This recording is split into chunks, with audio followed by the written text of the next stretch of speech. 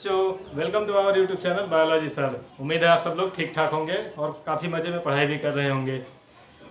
पिछले वीडियो में जो है आप लोगों ने पढ़ा था पादप जगत के बारे में। पिछला वीडियो में क्या बताया गया था कि पादप जगत क्या होता है, उसमें कौन कौन से पादप आते हैं, क्या उनके लक्षण होते हैं, सबका उदाहरण सहित सब कुछ बताया गया था और वर्गीकरण भी बताया गया था।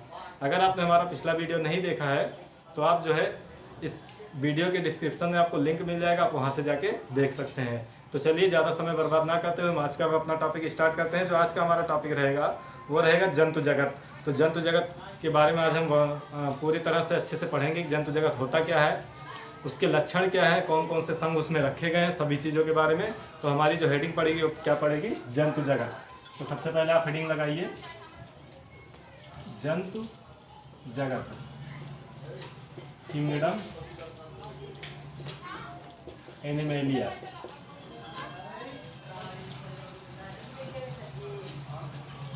हेडिंग लगाइए जंतु जगत किंगडम एनिमेलिया।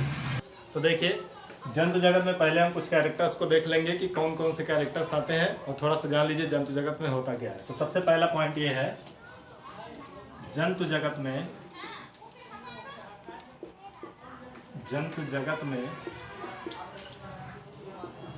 बहुकोशिकीय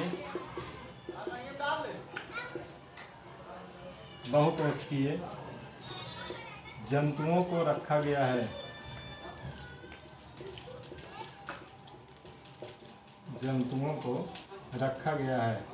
पहला पॉइंट यही रहेगा कि जंतु जगत में समस्त बहुकोशिकीय जंतुओं को रखा गया है।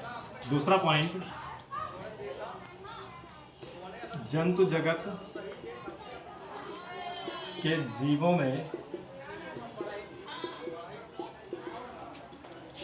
हरित लवक नहीं पाया जाता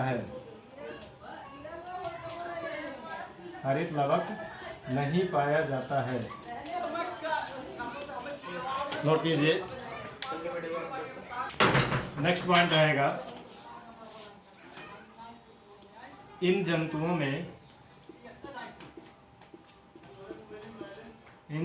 में हरित लवक ना होने के कारण ये विषमपोषी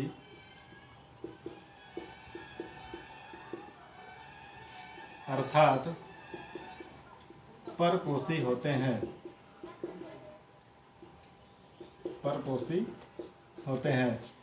देखिए जिन जंतुओं में हरित लवक पाया जाता है वे जंतु क्या करते हैं, वे जीव क्या करते हैं कि अपने भोजन का निर्माण प्रकाश संश्लेषण की क्रिया द्वारा स्वयं बना लेते हैं। लेकिन जिसमें हरित लवक नहीं पाया जाता वो क्या करते हैं, वो जीव अपने भोजन का निर्माण स्वयं नहीं कर पाते, ये अपने भोजन के लिए दूसरों पर निर्भर रहते हैं। इसलिए इनको क्या कहा जाता है, परपोषी कहा जाता है। तो ये पॉइंट आप और भी लिख लीजिए, ये जंतु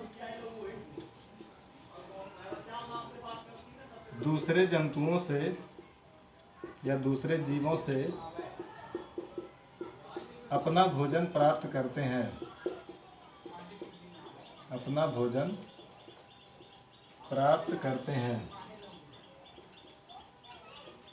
कितने पॉइंट्स हैं? पहला पॉइंट है जंतु जगत में बहुकोशिकीय जंतुओं को रखा गया है। दूसरा है जंतु जगत के जीवों में हरित लवक नहीं पाया जाता। थर्ड पॉइंट है इन जंतुओं में हरित लवक ना होने के कारण ये विषमपोषी अर्थात परपोषी होते हैं। और नेक्स्ट है ये जंतु दूसरे जीवों से अपना भोजन प्राप्त करते हैं। इतने पॉइंट्स को आप नोट कीजिए।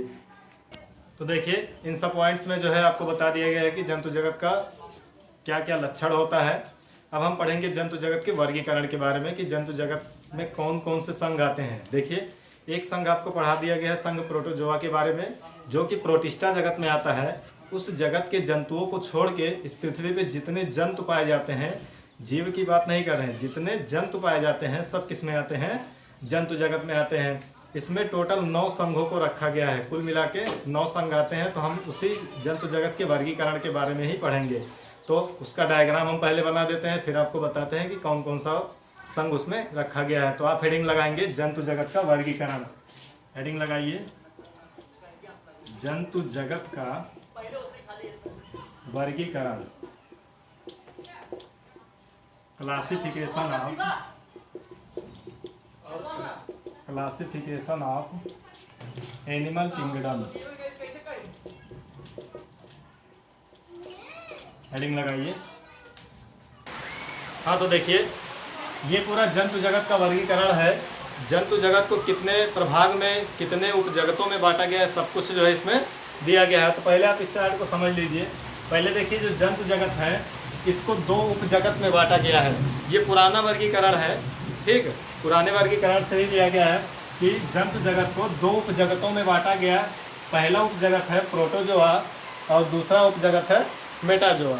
दो उपजगत हो गया, पहला उपजगत क्या है प्रोटोजोआ और दूसरा उपजगत मेटाजोआ है।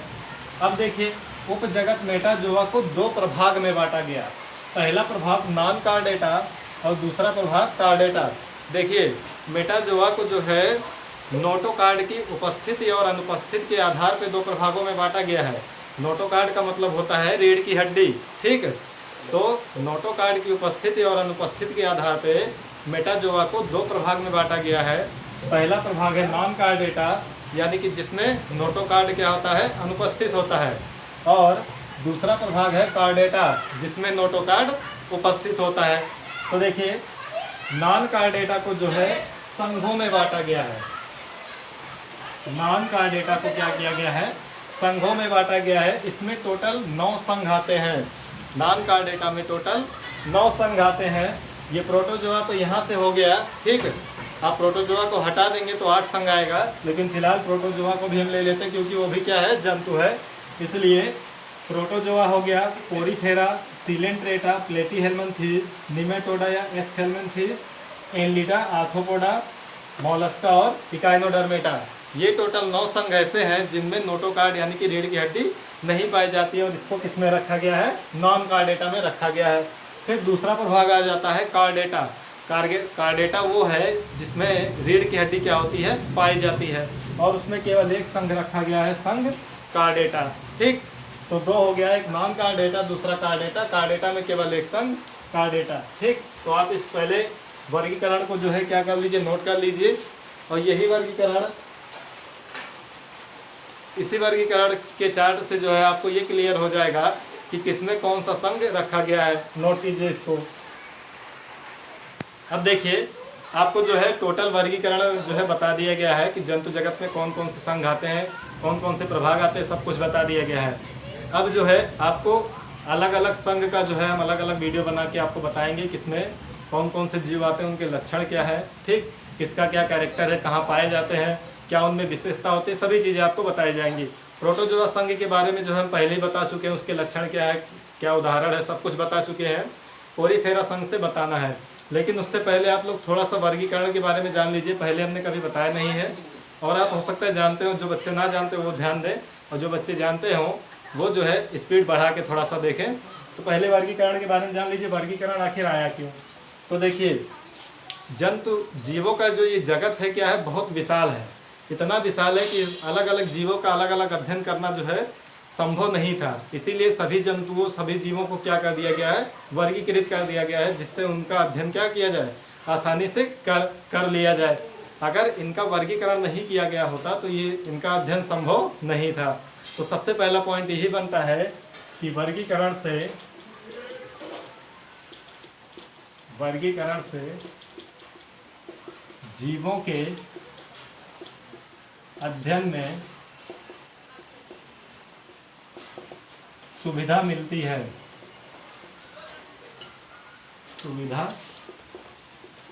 है। पहला पॉइंट यही है कि वर्गीकरण से क्या है, जीवों के अध्ययन में सुविधा मिलती है। नेक्स्ट पॉइंट, वर्गीकरण के जनक। देखिए वर्गीकरण के जनक के बारे में दो चीज, एक तो जो जीव जगत का वर्गीकरण किया था वो था R.H. व्हिटेकर। वर्गीकरण के जो जनक थे वो क्या थे, R.H. व्हिटेकर थे। लेकिन एक और पद्धति थी, द्विनामकरण पद्धति।